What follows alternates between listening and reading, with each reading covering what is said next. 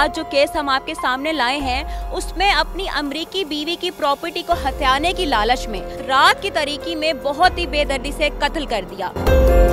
मैंने ऐसा नहीं किया, ना मैंने उसे कत्ल किया। तो फिर किसने कत्ल किया?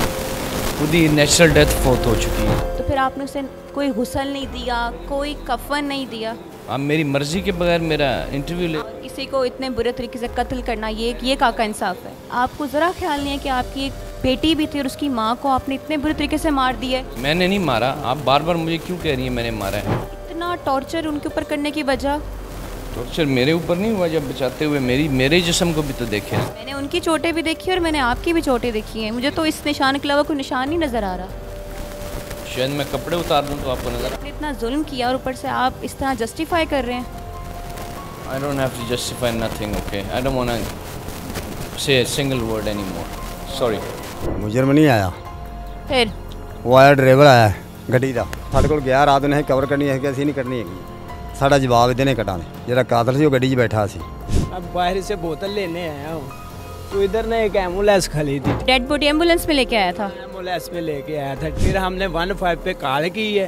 रात 1 का टाइम था और महल्लेदार दोस्तों को बताया है, वो सारे इकट्ठे हुए हैं। वो लाश को लेके आया था ना, वो कह रहा है मेरी ये बीवी है। हमने बोला यार तुम्हारी बीवी है तो खफन से पाओ ना, इसका जनाजा कराओ, क्या मसला है? एम्बुलेंस में ले आए हो आप।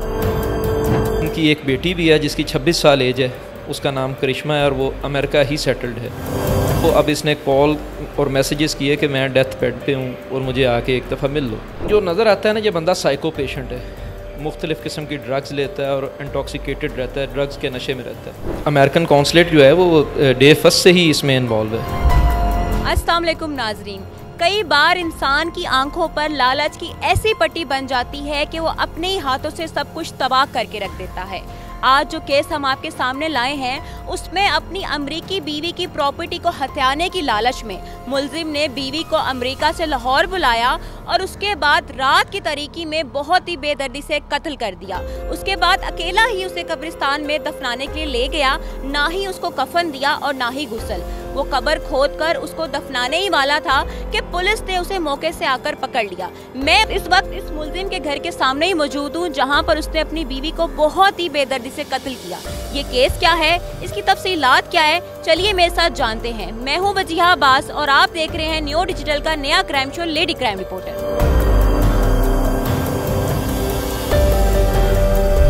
नाज़रीन, मैं इस वक्त उस मुलजिम के साथ मौजूद हूँ जिसने अपनी ही बीवी को इतने सफाकाना तरीके से कत्ल कर दिया और फिर उसके बाद उसको कब्रिस्तान ले गया ताकि अपने इस गुनाह को मिटा सके।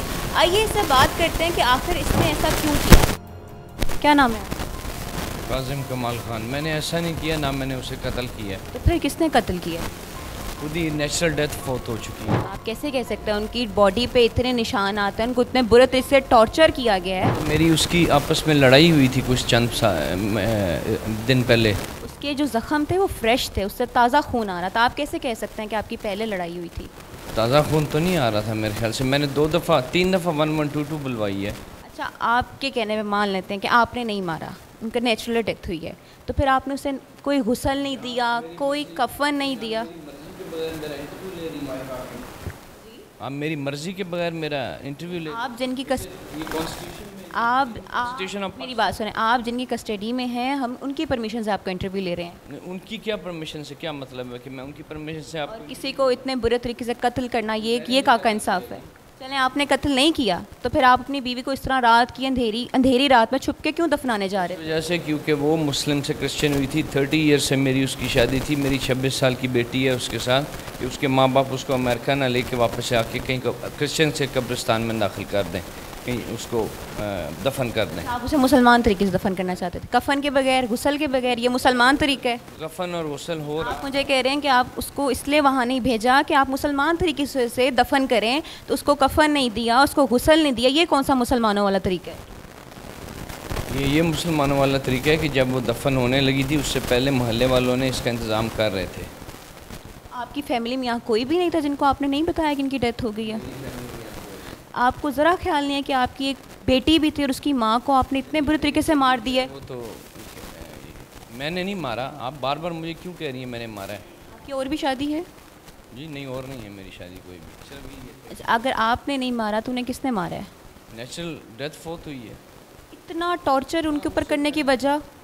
टॉर्चर मेरे ऊपर नहीं हुआ, जब बचाते हुए मेरे जिस्म को भी तो देखे ना। Self defence. आपकी जिस्म में देख रही हूँ और मैंने उनके भी चोटें देखी हैं, ज़मीन आसमान का फ़र्क है।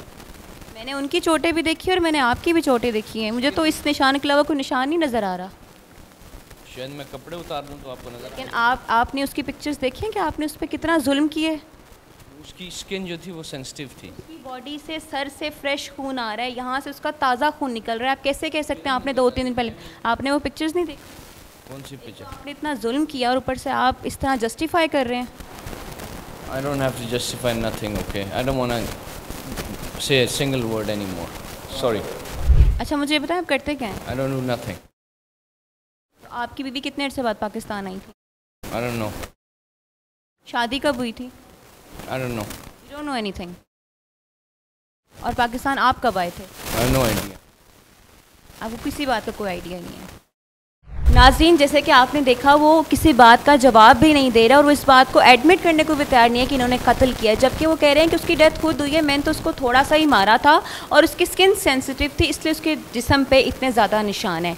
नाज़रीन, आपने देखा है कि एक तो इस इंसान ने इतना जुल्म किया और फिर किस तरह दिलेरी से कह रहा है कि मैंने कुछ भी नहीं किया और उल्टा हमारी टीम से ही लड़ रहा है कि हम उसकी इजाज़त के बगैर उसका इंटरव्यू ले रहे हैं। चलिए नाज़रीन, हम मज़ीद आगे इस केस की तहकीकात करते हैं कि इस केस में जो कत्ल हुआ है उसकी असल वजह क्या है।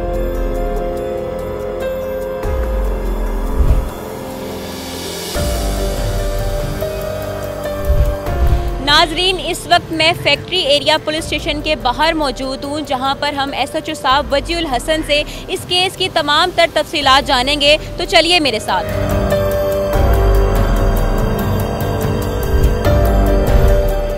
नाजरीन, मेरे साथ इस वक्त मौजूद हैं SHO factory area Syed Wajiul Hasan साहब। आइए इनसे बात करते हैं कि किस टाइम इन्हें 15 पर कॉल आई और इन्होंने किस तरह जाके मुलजिम गिरफ्तार किया। अस्सलाम वालेकुम सर। वालेकुम अस्सलाम। सर, मुझे ये बताएं कि किस टाइम आपको 15 की कॉल आई थी और जब आप गिरफ़्तार करने गए तो उस वक्त क्या वहाँ पे हालात थे?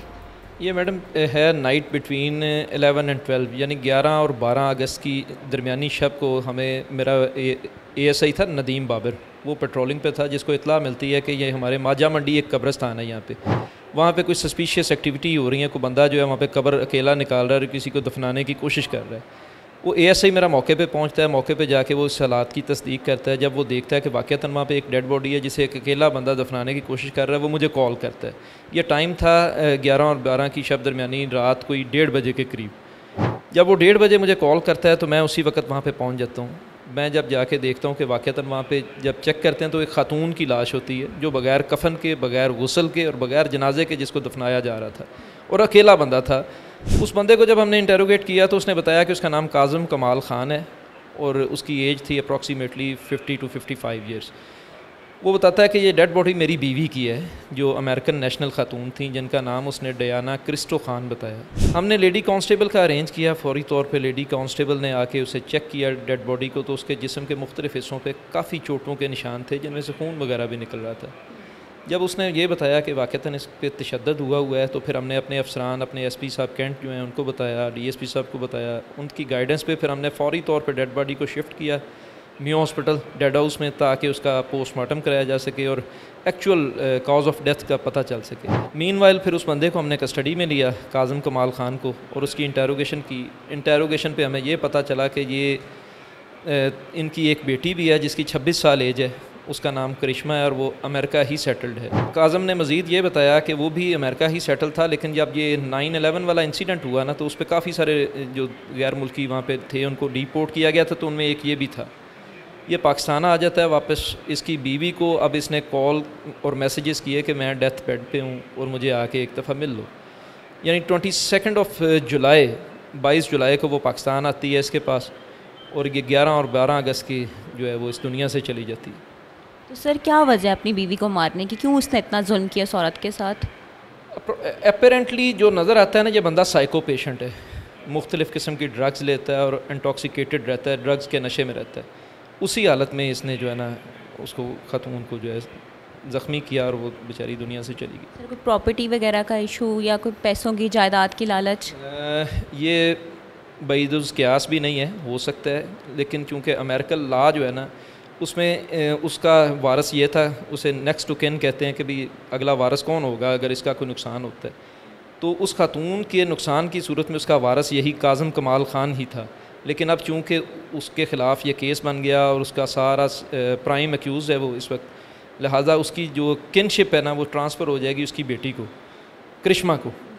अब इसी का इंतज़ार किया जा रहा है कि वो अमेरिकन लॉ के तहत जब उसको किनशिप ट्रांसफ़र होगी फिर उसकी गाइडेंस पे या उसके रिकमेंडेशन पे डेड बॉडी को शिफ्ट किया जाएगा। सर, ये अमेरिकन एम्बेसी तक ये बात पहुंच चुकी है जो उनके पीछे फैमिली है मकतूला की?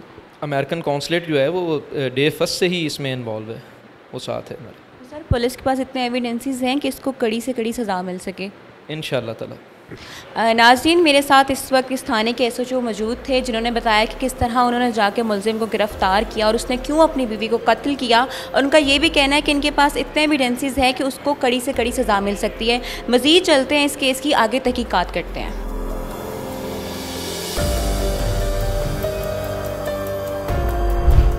नाजरीन, इस वक्त मैं मोहम्मदी रोड के कब्रिस्तान के बाहर मौजूद हूँ जहाँ पे मुलजिम ने अपनी बीवी, जिसका नाम डायना था, जो कि अमेरिकन नेशनल थी, उसको कत्ल करने के बाद रात को 1 से 2 बजे के दरमियान इस कब्रिस्तान में गैर कानूनी तरीके से दफनाने की कोशिश की। जब अहले इलाका और ऐनी शाहिदीन ने देखा तो उन्होंने फ़ौरन 15 पे कॉल की।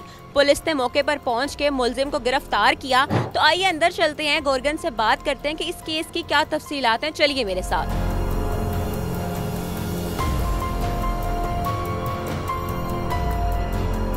नाजरीन, इस वक्त मैं मोहम्मदी रोड के कब्रिस्तान में मौजूद हूँ जहाँ पे मुलजिम काजिम खान ने अपनी बीवी को कत्ल करने के बाद यहाँ पर दफनाने की कोशिश की। इस कब्रिस्तान के गोरगन मोहम्मद शरीफ मेरे साथ मौजूद हैं। आइए उनसे इस बारे में तफसीलात जानते हैं कि असल वाक़या हुआ क्या था। अस्सलाम वालेकुम चाचा। हाँ जी, मुझे बताएं कि मुलजिम किस वक्त आपके पास आया था? मुजरम नहीं आया, फिर वो आया ड्राइवर आया गड्डी का, वो उसके साथ था ड्राइवर? ਉਹਦੇ ਨਾਲ ਹੀ ਸਾਡੇ ਨਾਲ ਕੋਲ ਗਿਆ, ਸਾਡੇ ਕੋਲ ਗਿਆ ਰਾਤ ਨੇ ਕਵਰ ਕਰਨੀ ਹੈ ਕਿ ਅਸੀਂ ਨਹੀਂ ਕਰਨੀ ਹੈਗੀ, ਸਾਡਾ ਜਵਾਬ ਇਹਦੇ ਨੇ ਕਟਾਂਗੇ। ਰਾਤ ਨੇ ਭੱਜਾ ਲੈ ਕੇ ਨਹੀਂ ਜਿੱਥੋਂ ਲਿਆ ਕੇ। तो मुलजिम अकेला नहीं था, साथ उसका ड्राइवर भी था? ड्राइवर उसे जरनल पार जी गड्डी लैके जाते लद के लियाए ने। ठीक है, जो कातल से गड्डी बैठा सी, वो गड्डी बैठा, वो पिछा पुलिस ने फोन मारे, वो लैके पिछा पिछा ही जवाब देता है। पुलिस को आपने फ़ोन किया था? पुलिस ने लोगों ने फोन मारे, मैं तो नहीं मारा, मैं घर सुता पे आपदे, मेरा की बात है पुलिस ने बेचारे नाल ना कतल नाल ही। तो जब पुलिस आई थी आपके घर पे आई थी, उस वक्त मुलजिम आपके घर के पास था? आपदे घर आ, साडा नहीं वास्ता बाहर किते नाल भी, ना पुलिस नाल, ना कातल नाल, ना कि वेखण वाले नाल। असी बुढ़ी भी नहीं वेखी, गाँव की पता। पुलिस ने आपको बुलाया? नहीं, पुलिस बुलाया, राती थाने गया था। थाने गए तो आपकी वहाँ पे क्या बातचीत हुई है? आपने देते हुने ठीक है, साड़ी कोई शय नहीं गई, सानू पता ही नहीं है। आप बैठे रात आए सी, आ बाबा आया साढ़े को, अं जवाब दे दिता।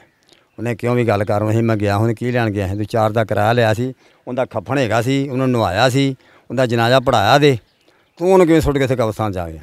उन्हें एक मार के मूँह उन्होंने उत्थे हथकड़ी लाती, नाल ही उन्हें जो कातल है ना, उन्हें नाल ही हथकड़ी उन्हें लाती ड्राइवर को, जो साथ ड्राइवर था। बस। नाजरीन, मेरे साथ इस वक्त इस कब्रिस्तान के गोरगन मौजूद थे। उन्होंने बताया किस तरह ये वाक़या पेश आया, किस तरह वो मुलजिम इनके घर आया था कि मुझे इस वक्त अपनी बीवी की कब्र बनवानी है।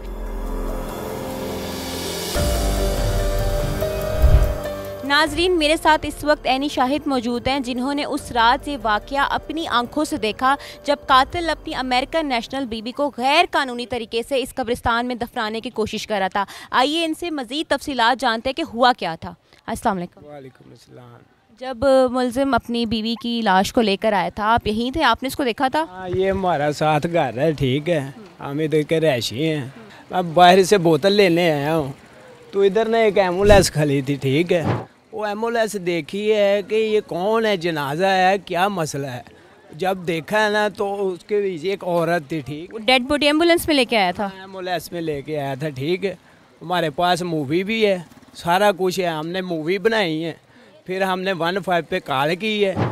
ऐसे ऐसे एक बंदा एक औरत को लेके आया है, वो एम्बुलेंस भी साथ है, कोई उन्होंने उसे यानी कि वो होता ना खफन, कोई खफन नहीं था। जैसे वो घर से उठा के या जिधर से भी वो लेके आए हैं, इधर रात 1 का टाइम था और महल्लेदार दोस्तों को बताया कि यार ये बात है। वो सारे इकट्ठे हुए हैं, उधर गए हैं, पूछा, जो लाश को लेके आया था ना, वो कह रहा है मेरी ये बीवी है। हमने बोला यार तुम्हारी बीवी है तो खफन से वो आओ ना, इसका जनाजा कराओ, क्या मसला है, एम्बुलेंस में ले आए हो आप, ये तो कोई तरीका कार नहीं ना, हमें कुछ बताओ, हम महल्लेदार हैं। बोले नहीं कुछ नहीं, ऐसे वैसे ये वो वैसी बातें करने लग पड़ा। फिर हमने 15 पर कॉल की है, मुतलका पुलिस आ गई है, वो पुलिस वो बाबे को भी ले गई है, लाश को भी ले गई है, हम रवाना करो। जो एम्बुलेंस के में ड्राइवर था, आपकी उससे कोई बात हुई? आपने उससे नहीं पूछा कि ना इसके पास कफन है ना इसका जनाजा है, तुम कैसे एम्बुलेंस में इस लाश को लेके आगे दफनाने के लिए?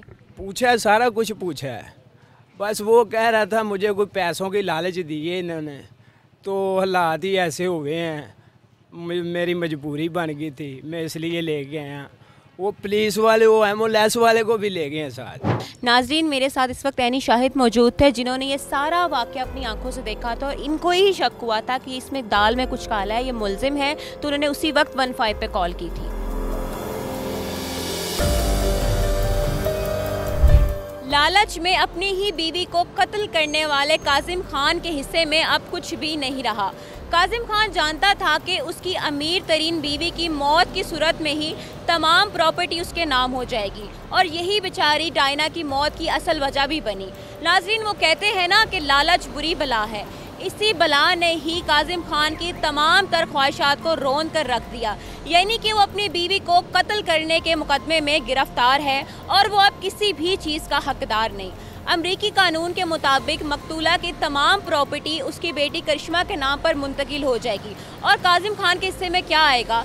सिर्फ और सिर्फ उम्र भर की कैद, वो भी जेल में। मुझे यानी कि वजीहा अब्बास को अगले एपिसोड तक इजाज़त दीजिए। अल्लाह हाफ़िज़।